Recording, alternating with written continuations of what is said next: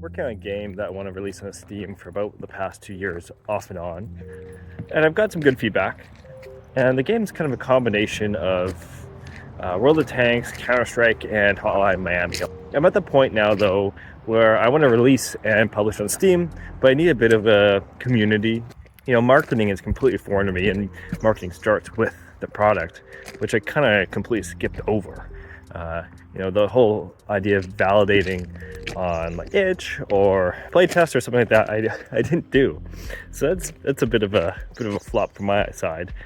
But following the meta or what people talk about in like the indie game dev community on YouTube, I really shouldn't expect too much, right?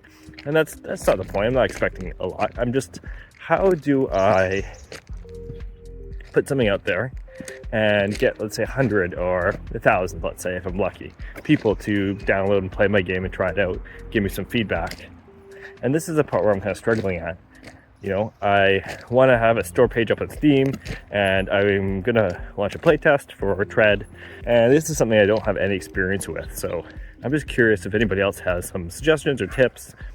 What works for small developers or single people who are developing a project? Because it's kind of like an art project for multiple years or a long time, and how do they then take this thing that they've been basically building in isolation and put it out to the rest of the world and get feedback and make it more understandable and digestible for everyone else? Because there's a lot of things I've made in my project and made in Tread which makes sense to me and makes sense to my small group of friends, but I have no clue if it's going to sit well or sit at all with a larger audience of people from a bunch of backgrounds and with people's different understanding and how people play games differently. I really want to contribute to the space, but the one thing about contributing is you have to put something out there, and I've basically been building something in isolation. So I'm just curious if any other kind of solo devs have, or small teams have, advice for this, and how do they break out of having nothing out there and no community